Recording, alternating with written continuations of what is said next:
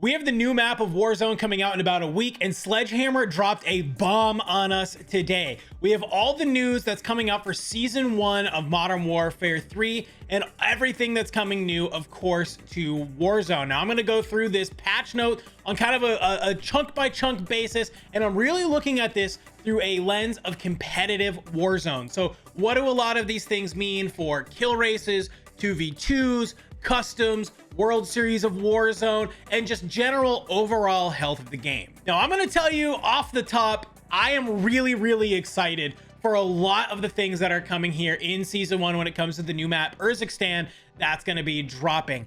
It's become very apparent that Sledgehammer, I think, is at the helm when it comes to a lot of these changes and are reverting some of the things Infinity Ward did and are building on top of it. So I think we're going to be in a really good spot for the game. You're going to hear more of my opinion as we go through this patch notes, so let's get on into it. So to start us off, here's a look at the map, Urzikstan, just kind of as an overall view. I wanted to just show this real quick, as this is our first time of kind of really being able to see it with all the POIs. Yes, we've been playing this map on zombies for the past 2 weeks, but I think this is kind of a nice view just to kind of look at everything. My first impressions when looking at the map are, I think it kind of leans into what they said at COD Next, right? Where this map is actually a little bit smaller than Al Mazrah, but there's a lot less wide open fields and cover, which I actually really like. And we can see that when we look at the map, right? There's a lot of buildings, there are a lot of kind of chunks of areas. And I think when we pair this up with some of the mechanics that we're going to talk about that they're introducing, while the map does look super huge, I do think you're going to be able to traverse around the map pretty quickly. I've noticed that even just playing in zombies, you know, I'm kind of sticking to tier 1, just trying to grind my camos. As I'm sitting around the outside of that map, when I have to go from one side to the other, I could do it pretty quickly, either through vehicles or through other means throughout the game, whether it be redeploys, some of the zip lines, you know, some of the portals that kind of shoot you up into the air. So I think it looks really big, but I do think we're going to be able to maneuver around the map pretty fine. I do kind of wonder, I always look at the center of these maps, right? Because the center was always kind of the hot drops in past Call of Duty maps, right? In Verdansk, Superstore was right in the middle, and that was a very big hot drop because it allowed you to really rotate wherever you wanted on the map. And if you won Superstore, you had a ton of cash and you could kind of go wherever you wanted. Caldera, we had Peak, similar thing, right? Peak was even worse because it was elevated, but you could win Peak, have a ton of cash, rotate wherever you want. So to look at this, it looks like Opal Palace, kind of Old Town area, might be playing that similar thing.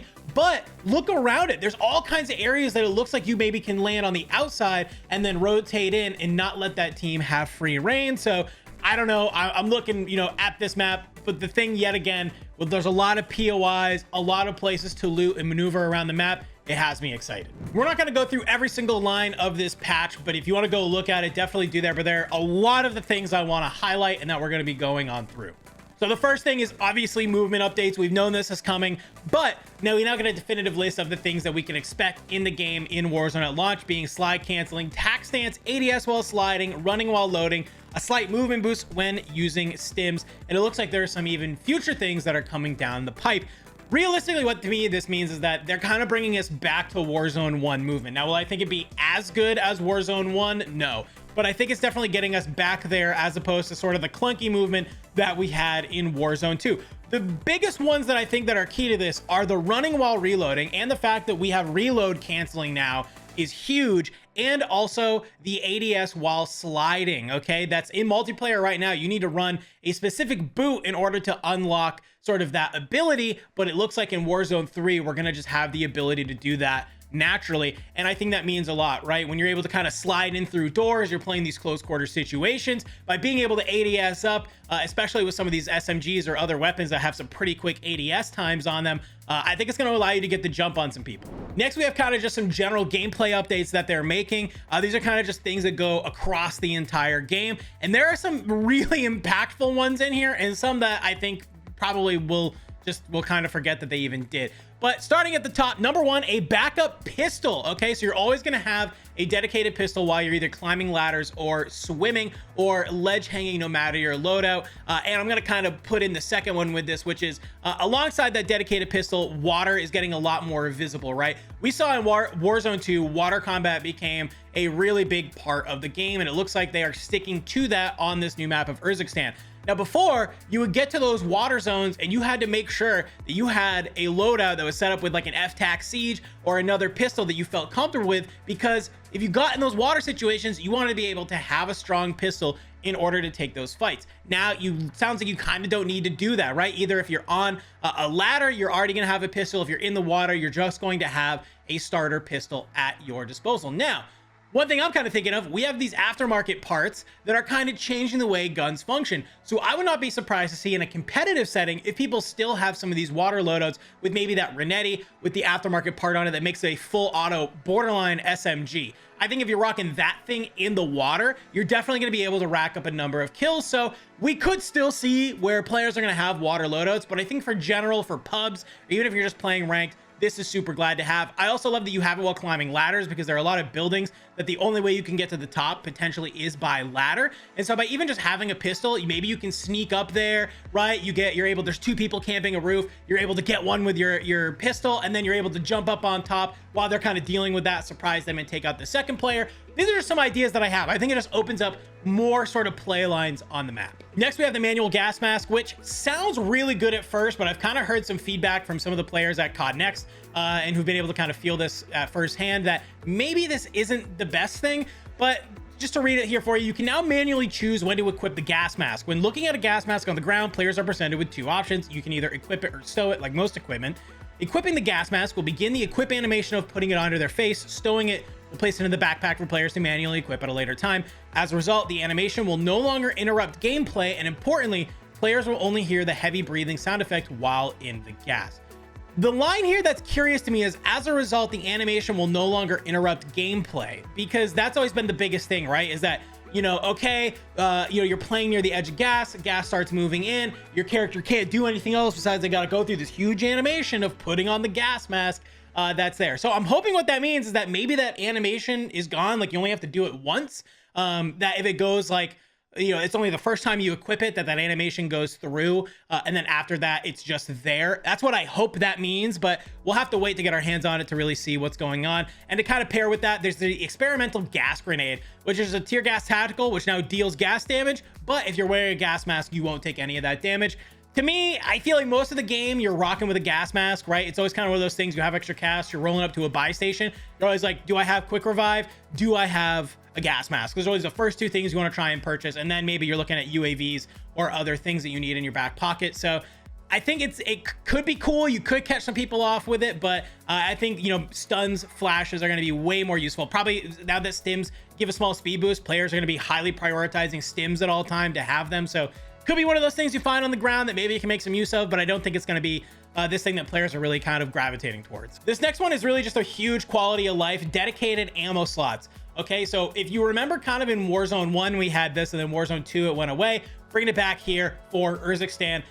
Really all this means is that if you think in Warzone 2, right, if I was running an AR and an SMG, I could only carry like the max ammo for AR and the max ammo for SMG, and that was it, right? So let's say I wanted to snipe. If I found any sniper ammo while I was looting, I just store that in my backpack, and then once I have my sniper in hand, then I would load it all in. What this is going to allow you to do, and this goes especially for like competitive, where if you do say have a sniper on your team, they can still pick up a ton of that AR or SMG ammo to share with their teammates, and it's not going to take up bag space. I think this is just a quality of life change that is definitely needed. I love this just because it kind of just lets you be a little bit more malleable with what guns you're using. Like if I run out of sniper ammo and I want to go pick up an AR, I know that I'll have max AR and I can go ahead and use it, and also vice versa, right? Maybe I down a player with some ground loot and they have a loadout that I want to be able to pick up. I know I'll probably have ammo to be able to use it. So definitely just kind of a good quality of life change. Next, we have loot rarity, which maybe seems like pretty small, but I'm definitely excited for it. This basically just means that the ground loot, depending on how good it is, will go up in rarity, right? So it's that green, blue, purple, orange that we're used to. We had this in Caldera, it yet again went away in Warzone 2, and we can now easily see if something is from a custom loadout. The reason I really like this is that because when it comes to ground loot, sometimes you'll find that a particular rarity of a gun, it just feels better in your hands, right? So maybe picking up I remember like the blue MP40 in Caldera just felt really good to me. Like it was obviously better than the green, but it wasn't as good as the purple, and that's because of like the random attachments they put on the gun sometimes. And so just by being able to say, oh, blue MP40, great, I immediately instinctively know like that's a gun I like using. And especially when I'm in the thick of battle, maybe I'm getting tagged up or I'm taking a fight in close quarters, I need to be able to make those decisions quickly. So by attaching the rarity to stuff, yet again, it just lets us kind of think faster and be able to play the game at a little bit of a higher speed and a higher pace. This is an interesting one. Contract activation laptop. Players now activate contracts by interacting with larger, more easily identifiable laptops throughout the map. All right, Future Dan here. Since I recorded this video, I learned what this actually meant, and I didn't want to give you false information, so I'm just going to correct it here like this. All this change means is that instead of the little PDA devices that the bounties and contracts already were, it just means that there are going to be these bigger laptops that you're going to be able to see. This just makes them easier to find sort of in the world, you know, kind of if you're going through a building or whatever, so that way you can grab them a lot more easy. It's just a quality of life update that I think is really nice. Sledgehammer actually said themselves, there's no like animation with picking it up. There's nothing like that. It is literally just make the object larger so that way players can find the contracts easier. I think this is an overall huge W change. Anytime we just make little things like this easier, it just feels great. Next is a huge one. We have the classic minimap returning to Call of Duty Warzone, which is, if you've played Call of Duty, you know how this works. You fire an unsuppressed weapon, you are showing up on the minimap. You have a suppressor on your gun, you are not. You are off the map.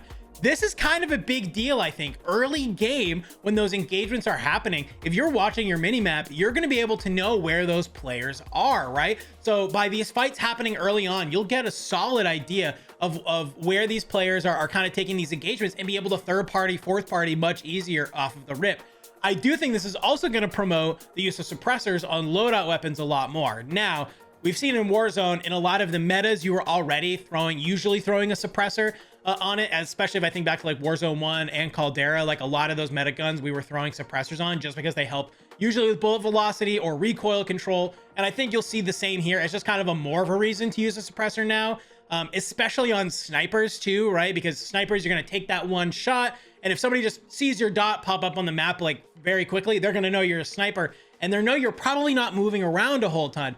So I think it's going to be really imperative that when we're building out these loadouts for whatever we use, that potentially throwing a suppressor on everything is going to be huge. And it's kind of a little bit of a risk versus reward, right? If you build out your loadout and you're not going to use a suppressor, that's cool. You're probably still going to show up on the minimap though, and you have to be prepared to get third-partied or have somebody push you kind of out of nowhere. And the last two bullet points are not really that important, but kind of important. Improve loot spreading, right? We've had this sort of vomit loot where we've gone away from backpacks and we're back to just loot kind of getting spread. It seems like they've done some work on making sure that, that loot doesn't overlap and that you can really just see something quickly, which I think is nice, right? I mean, anytime that we're helping improve sort of the play style of the game, I'm all about it. So definitely there. This last line is what is the most interesting to me out of this entire section, which says quality of life carry forward. For the new chapter of Warzone, all existing quality of life improvements that have been made this year will carry forward. I think this is a little bit of a jab at Infinity Ward, if I'm being honest with you. We saw all kinds of nice quality of life improvements at the end of Warzone 1 get completely scrapped. Some that got implemented like 2 months before Warzone 2 came out got completely scrapped, and then they were left out of Warzone 2. This to me seems like we're saying, hey guys, all of these things that we're trying to do, right? So these things like maybe loot rarity, the dedicated ammo slots, red dots, it feels like what they're saying with all this is like, this stuff isn't changing. This is going to move forward for the new chapter of Warzone. Now, I could also just be reading too much of this. Could also just mean that all the quality of life improvements we've had in Warzone 2 are now coming over to Urzikstan, which that could also be the case. But I hope it's that first one. I hope it means like, hey, all the quality of life improvements that we're making now are here to stay as we get ready to move through this new era of Warzone. That's the chunk of the gameplay updates. Let's move into some of the environmental stuff. This is stuff that's going to be on the map that players can interact with. First off, we have the drivable train. Cool. I like landing train, but it looks like giving players some more agency on moving it forward or backward is cool. It has a guaranteed legendary supply crate and an ammo depot and a buy station, a UAV tower. So like I could see, depending on plane path, potentially train being a drop that players want to go towards. I definitely feel like it's a little bit dependent on a lot of different factors, but in pubs could be really fun. Could be just a fun spot where you say, hey, let's just land train. Let's try and win that, you know, get that legendary crate. We'll get all of our ammo. We have a UAV tower, kind of maneuver around the map, pop that UAV tower and push people when they're not expecting you to. Could be cool, but I think it's more of just like a kind of fun thing that we'll have on the map. Another one that's going to be pretty fun, horizontal zip lines, right? We've had vertical zip lines in Warzone forever, but now these vertical ones are going to let you kind of traverse from building to building. I really like this because I think, you know, when I think back to like downtown on Verdansk, right? Downtown was really cool, but it kind of sucked. Like you had to get to like that one really tall building before you can move to the other ones. And even same thing on Al Mazrah, if I'm thinking out of a place like Bay, right? Like you had to kind of get to the highest building and then that let you kind of parachute down in as you wanted to move throughout the map. The horizontal zip lines I think are cool. They're just like a easier way to move around the map. You'll get there faster, but you're obviously kind of like out in the open while you do it. So you have to be careful, make sure nobody's watching them, because I can see, you know, a sniper or just a team that's watching it. It's not going to take very many bullets to be able to rip you off of that zip line. So it's something a little bit risk for reward there, but I think they're taking a little bit of a look at things that are successful in other battle royales. Finally, a game like Apex Legends, right, has had horizontal zip lines for a while. They work great. They're awesome for kind of traversing through the POIs. And so Warzone taking a note out of that book and now implementing them here. Not much here on the third one. We have a vehicle. It's got a machine gun on it. Sick. Like, I guess cool. I'll be curious to see like how much does the mounted machine gun do for damage? Because like, could you just roll up and have it and just start shooting it down? You know, mowing people down. I don't know. We saw the helicopters that have miniguns on them, like back in Rebirth, where people would just park top water tower and go ham with them. Could we see something similar here with the Coyotes? I don't know, but hey, we're getting vehicle diversity. That's cool. Continuing things that are on the map that are going to be impacting players. Number one, big game bounty contract is back. If you guys remember, we had this in Caldera, which it just targets the player with the highest eliminations when you pick it up, and it gives you an advanced UAV. I actually think this is really, really nice because number one, it is very risk versus reward. I love risk versus reward elements that we add to these games. But in a competitive sense, big game bounties were awesome because if you landed in a tournament and very early on you found one, right? I mean, somebody who has the most eliminations might only have 3 or 4 kills, right? So you might get that, say, yeah, we can take them. And now you have an advanced UAV, which is insane. That's going to give you so much information to make these rotations around the map, to be able to play a lot smarter, right? The name of the game with Warzone is the more information you have, the better you can play. And getting an advanced UAV in that early game can really just let you kind of stack the kills and then just kind of be able to play your game how you want to play it and not have to worry about making this rotation where you don't find anybody and now you're like stuck in this weird, awkward scenario. So I love that we're bringing big game bounty back.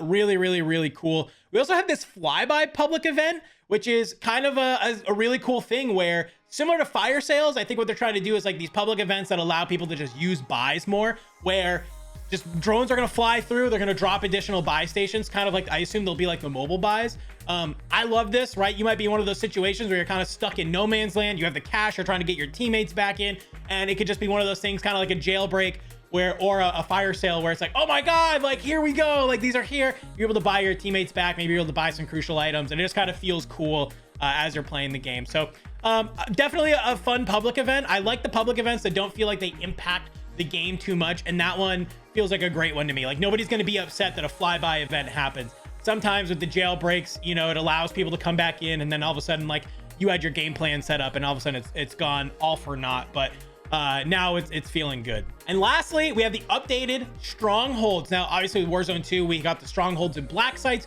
We saw a couple changes of those over the time as we saw players just immediately off plane going for them. Strongholds are now a public event where at the beginning of the game, it looks like there's a chance for the strongholds to spawn and where you can infiltrate them when you get in there. So when you go in, it looks like players may also encounter cash drops during infill, which looks like another sort of event where you can just get like a ton of cash in these sort of buildings in different areas. But you can also still find black site keys in ground loot, which lets you to go into those buildings and you can still open them. So a lot more RNG. So if you find one of those black site keys, I think it's definitely going to give you a boost over other players in the lobby, but it's not a guaranteed thing with strongholds anymore. Specifically when it comes to competitive, it's a little bit tough for me to like this. On a pub side, I love it. I think it's fun. When I think about competitive though, the stronghold strat was really, really solid, right? It was guaranteed loadouts. It was guaranteed cash. And it was a way that if you won the stronghold, yet again, risk versus reward, if you won the stronghold, you were walking out with your loadout weapons and you felt confident on the map. So to have them be RNG, I don't know if I love it, because players are going to want their set sort of strategy, their set landing spot. But maybe players could set their landing spots based on, they say, okay, if there's no stronghold, we know exactly how we want to play this. If we get a stronghold here, we already know the area. We know we want to play this stronghold and where we want to go afterwards. So I can see a little bit of that happening, but either way, I do like the fact that you can still loot the black site keys and be able to go open them up. I do think that is kind of cool. How often we find those black site keys, that's what I'm going to be looking for as we get onto the map next week. But overall, I think it's a cool thing. All right, this might be my favorite part of this entire patch notes, so buckle up, everybody. This is the real meat and potatoes. I've talked a lot so far, but this is going to be insane. We have a whole swath of perks coming to Warzone. So the way the perk system operates right now, where you have your 4 perks and it's kind of all comprised as a perk package that is lootable. You can stow it, you can equip it when somebody when you get a kill on somebody, they drop their perk package and you can equip it. That is all staying, okay? So that's number 1. So you know how in multiplayer we have the boots, gloves, vest sort of system going on, and the gear as well. That's not coming over to Warzone just yet. So right now we're sticking with perk packages, but it sounds like we're bringing a lot of those same perks over to be able to be equipped in these perk packages, okay? And that's kind of what this first sort of paragraph is saying. This is an important paragraph. Movement and rotation opportunities on the new big map of Urzikstan has been a key focus of its design. So in the new chapter of Warzone, players will also find themselves with several perks that are now simply enabled by default. So this means that you don't have to equip these. You don't have to find them on the map. These are just on your character 24/7 at all times throughout a match. Tack pads improve slide distance and allows for full ADS while sliding, along with increased stance transition speeds. Commando gloves, reloading while sprinting. Quick grip increases your weapon swap speed. Climbing boots increases climbing and mantling speed aspect. And this is the big boy, overkill by default. No more do we need to pick between ghost or overkill. No longer do we have to try and go get 2 loadouts every single game just to be able to have 2 primary weapons. Overkill by default is huge. I love this change for a lot of reasons. One, I think it just takes so much pressure off of having to get your loadout. I think sometimes what they're worried about is that in games, it can feel like if you don't have your loadout, you are useless on the map. Now it feels like, hey, we can get the 1 loadout and we can be set for a match potentially. I think that's really, really, really cool. I like it allows just player agency, right? Like you can just feel good that you get to pick your 2 weapons you want to use and you get to have fun using those 2 guns right off of the rip, right? You hit that first loadout, you're like, sick, great. I don't feel like I'm at a disadvantage because I want to run 2 guns. It's nice and solid. And realistically, here's what I fully believe. The other 4 are there because they don't have like the system yet to like basically have like all of these like Warzone specific movement things versus multiplayer. So I think what they can just on the back end say, hey, get all these perks for free to give you sort of that more Warzone-esque movement that you like, because realistically, you are kind of doing a lot more of these things on a big wide open map than you are in say multiplayer, which is much, kind of close quarters where you kind of feel the effects of a lot of these things more. So I'm definitely on board with this. This is insane. I love that by default, we're getting a lot of these just nice quality of life, increase the pace of play perks applied to our characters. So alongside these sort of base perks that we have all the time, we also have a ton of new perks getting added that we can pick as part of custom perks and our loadout. Now I'm going to be honest with you, overall, I'm going to skip down to this bottom one. So it's like, okay, cool. We now have over 30 perks with 5 new default perks, 12 perks in slot 1 and 2, 10 perks in slot 3, 7 perks in slot 4. Sounds like we have a lot of choice here, but as I go through this, I want you guys to kind of remember that you're only allowed to pick 4. And my number 1 question with all of these perks is going to be what slots do they go into? Because, what can we sort of mix and match will always be my question when it comes to perks, right? By running one perk that everybody's going to want to run all the time, are we going to then just never see other perks that are there? Generally, there are like a solid only a handful of perks that we want to run. I'm hoping that maybe some of these cause some of that sort of questioning, but I don't know if that'll happen. So without further ado, we'll get into it. Number 1, Irradiated. Move faster and take less damage while in the gas. I think that this is a weird perk because 95% of the game, you don't care about this perk, right? It's only going to be towards those end zones that you really want to. It's going to be, you're in one of the final circles. You want to make a crazy gas play to be able to maybe wrap an opponent, get some high ground on them, and be able to win the fight. My questions with this perk are, does this just decrease the damage? It says less damage. So is that less damage to your white health bar? Is this less damage overall? If I have a gas mask on, does that deal less damage to the gas mask? So the gas mask ticks down slower, and therefore the gas masks get longer value out of them. I don't know. But what I can see people doing with Irradiated is in the way that we saw people do this in Warzone 2 with Bird's Eye and Ghost, where you just have two different perk packages. One is stowed, and then you have one active. And then when the situation arises, you kind of just very quickly flip them. I can see that happening with Irradiated, right? So you get this perk package that has Irradiated. Maybe you have some other perks on there. So that way in these end game scenarios, you say, oh, I want to make a gas play. Let me just quickly flip my perk packages. And now I can make this gas play. And then, maybe once I'm in position, I flip them back and I'm able to rock. So I'll be curious to see what slot that is in and like what other perks is kind of fighting for that slot. But that was my immediately thought when I read that. Tempered is back. You guys know it. You love it. Instead of 3 plates, you have 2. It makes you be able to plate faster. Essentially, overall, I love Tempered. I think it's a great addition to the game, especially for players who like to play way more aggressive. Combat Scouts returning, which is great.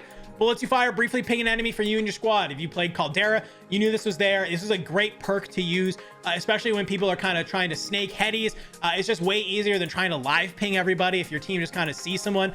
If you're playing with a set trio or the squad, only one person running Combat Scout is sometimes enough for everybody to get an angle on where they're at, or just kind of give you an idea of where they're hanging out. So I think Combat Scout's a great idea and perk to have here as part of the sort of swath of things that we can choose from. I like it. I'm glad that it's back. Resolute, yet again, I mentioned it earlier. We're taking some notes from Apex. Here we go. We're Bangalore now. When taking damage from gunfire, this grants a short bonus to movement speed. You guys know it. You love it. Like I said, Bangalore from Apex Legends has this as a passive, and I think it's really nice. And I think especially in Warzone, this is a great perk because how many times have you been caught out in the open and you're like, you can see the cover you want to get to, but you're just not close enough, and a team just is able to kind of fry you down. This at least gives you a chance to maybe get to cover, stay alive a little bit longer. I can see this being frustrating to play against, but I think it'll be fun to use, definitely, and to have in your back pocket. The next one is Shrouded, which is you drop a smoke grenade when you're downed. I'm going to be real honest with you. Hot take, maybe not hot take at all. I think this perk is useless. It sounds really good, right? Oh my God, I'm down. I have a smoke grenade on top of me. They can't see, where I am, so it can allow for the res to go off. Awesome. We love that. Except I'm worried that the smoke grenade drops on top of you. So like, if you have a Semtex, you see a smoke grenade, it's not hard to like aim it just into the middle of the smoke. And now if somebody's rezzing you because you think that you can confidently get that off, you now have one player going down to that Semtex, and then another player is extremely weak to it. So I don't know how I feel about this. I don't think it's that good. I think if you're inside of a building, maybe it's a lot better because smokes are just going to cause chaos. But as we know with Warzone, a lot of times the fights are happening sort of at range or building to building. So I don't know if this is actually like a perk that we're going to see a lot of use of. Mountaineer reduces fall damage. I can't imagine that there's no perk that is better than this one. I don't really know. I mean, like, unless this is like insane, like I can jump from the top of an insane building and then I don't go down when I break my legs. Maybe that's cool, but I just don't see the usage, especially when we have parachuting, right? Like if you're high enough, you can parachute. So it's like, this is only useful if you're regularly jumping from places that are just tall enough that you can't parachute, but you can still break your legs somehow. I don't know. Feels weird. Stalker, increase strafe and ADS movement speed. I love this perk in multiplayer. I think this can actually be really, really nice in Warzone. Yet again, I don't know if it's a tier 1 perk though. It depends on what slots it in, and it depends on what other perks are sort of competing for that slot. But I could see sometimes if maybe you want to play a lot more aggressive, having Stalker as a perk, especially with the SMGs, being able to kind of pull up and just real quick, kind of slide to slide. It can sometimes be really hard to track somebody who has some fast ADS speed. So I think this is definitely an interesting perk. Yet again, I got to see what is competing for it in that slot. Escapist, similar to Shrouded, increase downed, prone, and crouch speed. Unless this is like so noticeable, yet again, I don't imagine that there are perks that aren't just way better. and be able to be used more percentage of a match. I'm not a fan of perks that like only kind of work or come online or you feel their effects in very specific instances. Similar to Shrouded and Mountaineer that I just talked about, Escapist is there, right? You're only going to feel the effect of this perk when you're downed or you need to prone or you want to crouch through an area. So like, is there no other perk that I could get like 100% uptime with, like some of these other ones? So I don't know. I'm not really too keen on it, especially the same with the next one, Primed. Accuracy and time to ADS speed is improved while jumping. I used this in multiplayer and I didn't feel a difference. If I'm being honest with you, I didn't super feel like, wow, things feel way more snappy, or I definitely feel like I can like jump chow corners and stuff a lot easier. You're already going to be doing those things. We've been doing them in Call of Duty. I don't think we need a perk now that all of a sudden like makes it good, right? I don't think you're going to see everybody, this is a must-have run perk, and that is my only issue with that perk. And this last one is kind of interesting. Faculty, delay triggered explosives while sprinting, warns of nearby enemy equipment, and reduces combat noise. So those first two are kind of like an engineer type thing, right? Where you can delay triggered explosives, so you could run in through and either a claymore or a bouncing Betty will not go off.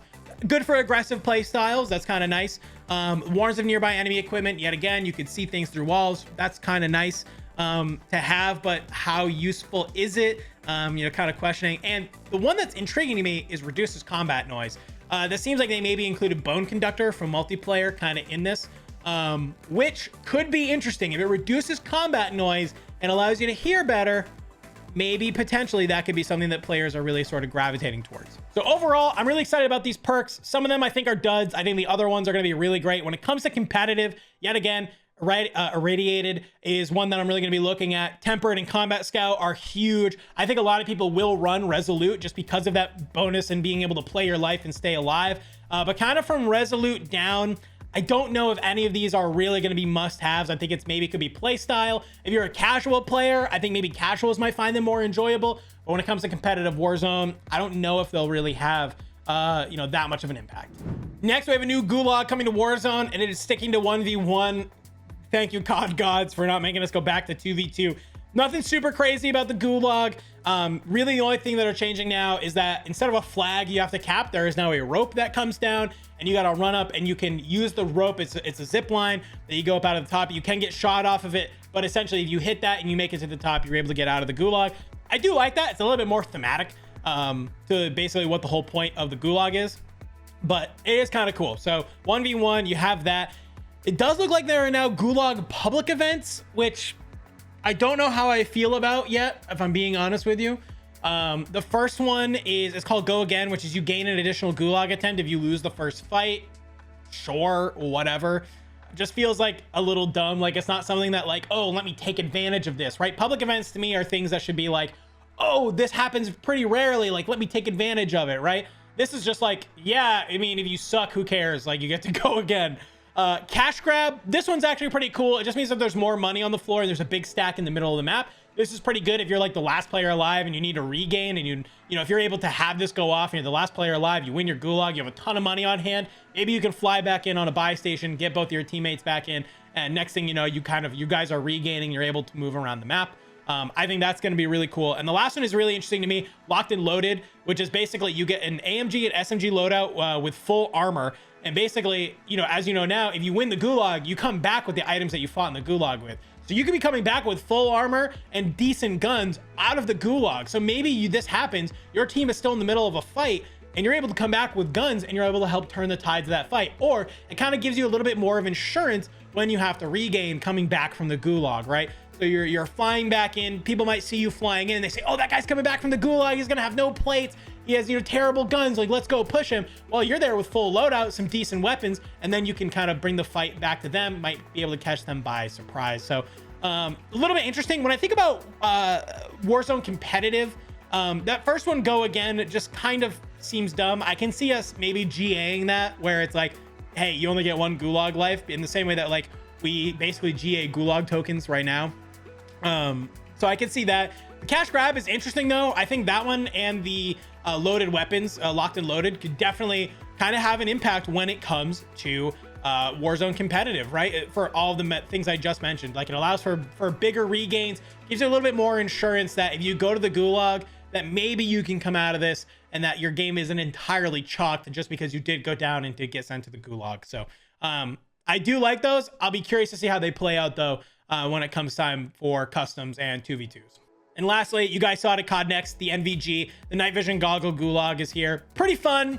I could see it maybe being a little feeling cheese if you're in the gulag, right? You're in a 2v2, you're in grand finals, and oh my gosh, I get the night vision gulag, right? Like I couldn't just play a normal 1v1, so I could see it, but I think it's cool. I'm always down for making the gulag be a little bit more fun.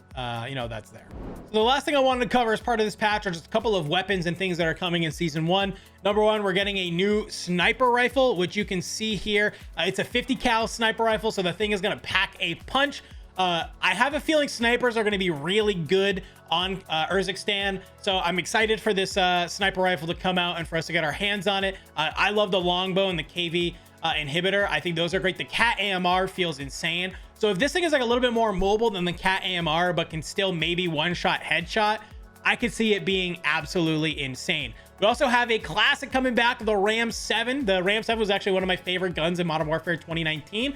It was really fun to use on the map, so I'll be curious to see how the Ram 7 comes back into the meta.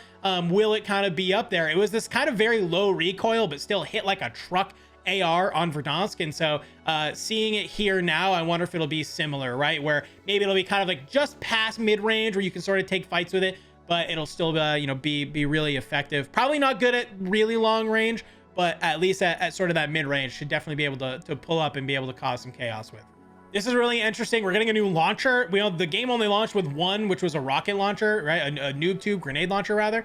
This thing is called Stormender. It looks like it doesn't really do damage to players, but you can use it to shoot down specific kill streaks and take out drones.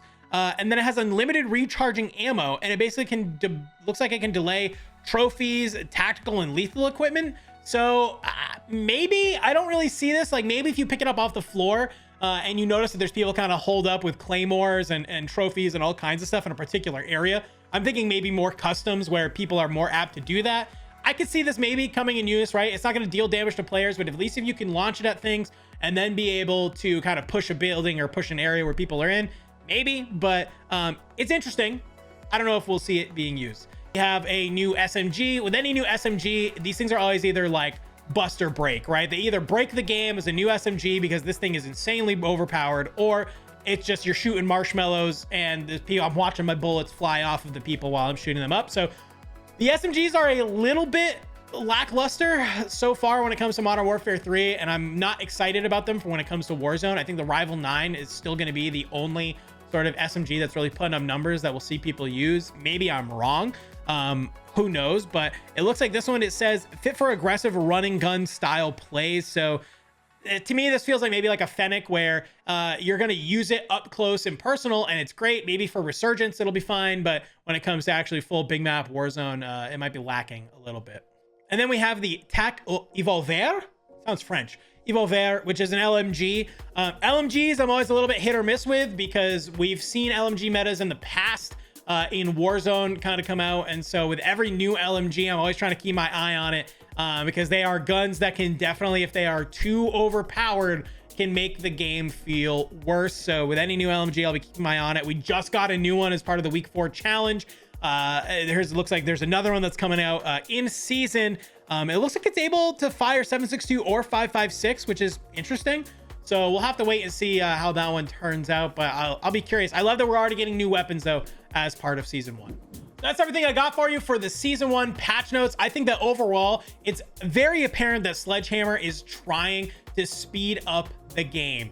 They're trying to be able to make things quick, snappy, fast, give us some fast ways to move around the map, make it so that way we can definitely kind of play the game how we want to, and I love it. I think this is going to breathe a lot of life into Warzone. I'm really kind of crossing my fingers, especially when it comes to the competitive side, that we're going to start seeing a whole brand new swath of players kind of come up in the competitive nature now that we have a little bit more movement back. Obviously it's a brand new map, which can bring about whole new trios that come together. It's going to be a really exciting time. And I think season 1, and especially this new map, is just the start of that. Overall, after reading these patch notes, I think we're in for a good year of Call of Duty Warzone.